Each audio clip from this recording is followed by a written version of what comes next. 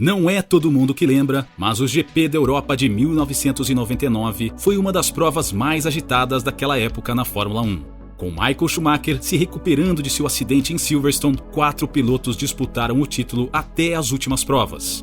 A corrida disputada em Nürburgring viu de tudo um pouco. Largada abortada, diferentes líderes, chuva traiçoeira, quebras, relargadas e um vencedor improvável. A prova manteve a disputa pelo título acesa naquele ano e Jack Stewart conseguiu a única vitória como chefe de equipe na Fórmula 1. A temporada de 1999 era bastante diferente das habituais. Na classificação do campeonato, Mika Häkkinen da McLaren aparecia empatado com Ed Irvine da Ferrari. Ambos os pilotos tinham 60 pontos, 10 a mais do que Heinz-Harald Frentzen da Jordan. O escocês David Coulthard aparecia em quarto com 48 e Michael Schumacher vinha em seguida com 32.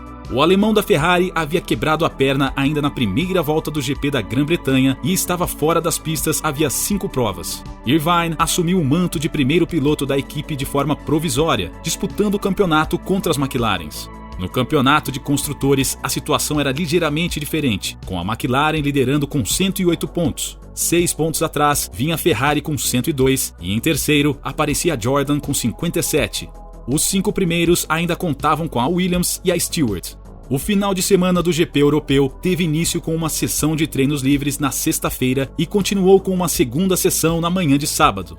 Diferentemente dos treinos anteriores, o qualifying foi disputado com pista molhada e cada piloto podia dar 12 voltas. Nessas condições, Frentzen conseguiu a pole position com o tempo de 1 minuto, 19 segundos e 910 milésimos, 266 a menos que Coulthard. Na segunda fila, se classificaram Häkkinen e o irmão de Michael, Ralf Schumacher, em quarto. O top 10 também contou com Olivier Panis, Giancarlo Fisichella, Damon Hill, Jacques Villeneuve, Irvine apenas em nono e Jarno Trulli da Prost.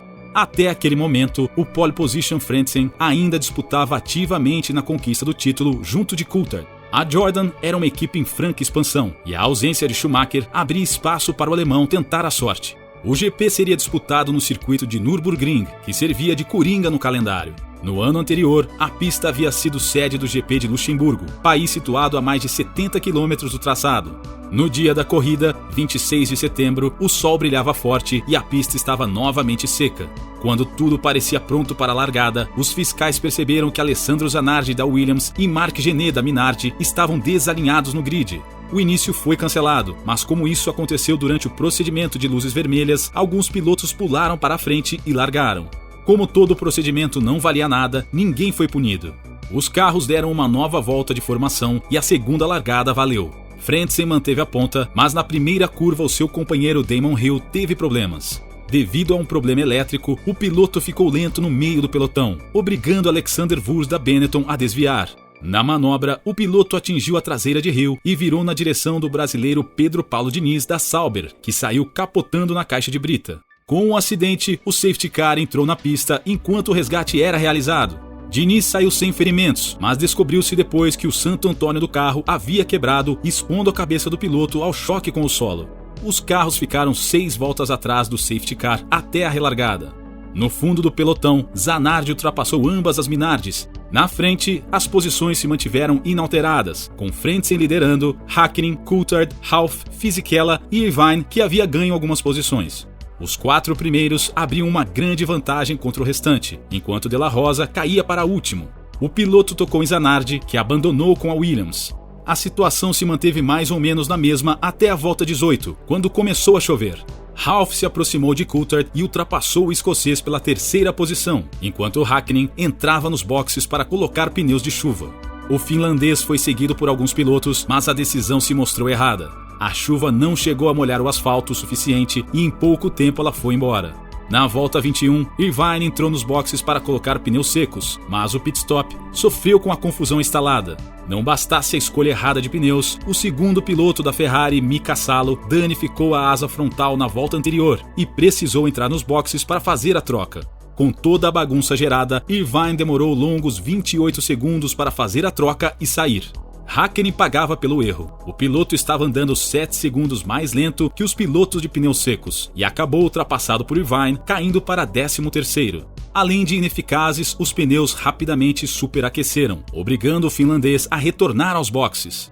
Quando voltou à pista, Häkkinen estava à frente de Fisichella com um detalhe: o finlandês estava quase uma volta atrás. Na volta 27, Ralf fez a sua primeira parada, abrindo caminho para Coulthard brigar pela ponta. 5 voltas depois, foi a vez dos líderes pararem, voltando ambos à frente de Ralf. A essa altura da prova, o caos voltou a se instalar na pista. Ao sair do pit stop, Frentzen parou o seu carro na primeira curva devido ao sistema anti-stall do carro, que deveria ter sido desativado após a parada, mas não foi. Coulthard assumiu a liderança, mas a chuva retornou ao circuito, dessa vez para ficar um pouco mais. O piloto decidiu permanecer na pista, enquanto a maior parte do grid decidiu fazer os pitstops. Diferentemente da primeira chuva, a segunda foi o suficiente para molhar a pista e a McLaren se via com problemas de novo. Coulthard não conseguiu controlar o carro e rodou na 38ª volta, abandonando em seguida. Ralf foi outro que permaneceu na pista, mas o pit stop foi inevitável. Quando a chuva parou, Fisichella apareceu em primeiro, ainda com pneus secos, seguido por Johnny Herbert da Stewart e Ralf. Mika Salo abandonou com problemas nos freios e 2 voltas depois, o piloto da Williams recuperou o segundo lugar. Na volta 49, foi a vez de Fisichella rodar e abandonar, deixando a liderança no colo de Ralf. A alegria não durou muito, já que um pneu furado fez o alemão perder a liderança. Ao contrário de Coulthard e Fisichella, o piloto da Williams conseguiu ir aos boxes e trocar os pneus, caindo para quinto. Herbert, que havia trocado de pneus durante a chuva na hora certa, assumiu a liderança, sendo seguido por Trulli, Barrichello e Badoer. Além do italiano, Genet também se saía bem graças ao caos da prova, aparecendo em sétimo. Faltando apenas 13 voltas para o fim, a caixa de marchas da Minardi de Badoer quebrou, forçando o piloto a abandonar. Ao deixar o carro, o piloto estava inconsolável e chorava devido ao resultado que estava perdendo. O seu companheiro subiu uma posição e foi para sexto, fechando a zona de pontuação. Quando tudo parecia se acalmar, Villeneuve abandonou, vítima também de uma quebra. A saída do canadense promoveu Genet para a 5ª posição, enquanto Häkkinen e Irvine duelavam pela sexta. O piloto finlandês conseguiu forçar um erro de Irvine, que deixou espaço para a ultrapassagem. Barrichello, que também tinha vantagem devido à troca de pneus, perseguia Trulli na tentativa de fazer uma dobradinha para Stewart, mas não conseguiu. A 2 voltas do fim, Häkkinen conseguiu uma última ultrapassagem em cima de Genet, ocupando a 5ª posição. Com pouco tempo restante, Irvine não conseguiu fazer o mesmo e permaneceu na zona de pontuação em sétimo. Sem maiores problemas e usufruindo de um pouco de tranquilidade, Herbert cruzou a linha de chegada e conquistou a sua 3ª e última vitória na Fórmula 1. Aquela foi também a primeira e única vitória da Stewart, que naquela época já estava vendida para a Jaguar. Trulli chegou em segundo com seu Prost e Barrichello fechou o pódio com o 3º lugar, garantindo pontos importantes para o time. Completaram o top 10 Ralf, Häkkinen, Genet, Irvine, o brasileiro Ricardo Zonta da BAR, Panis e Villeneuve. O GP europeu também significou os primeiros pontos para a Minardi desde a temporada de 1995 da Fórmula 1. Com a pontuação, Häkkinen ficou com apenas 2 pontos de liderança perante Irvine em segundo. O campeonato de 1999 só seria decidido na última corrida em Suzuka, quando Häkkinen assegurou os mesmos 2 pontos de vantagem contra o rival da Ferrari, garantindo o seu 2º título na Fórmula 1.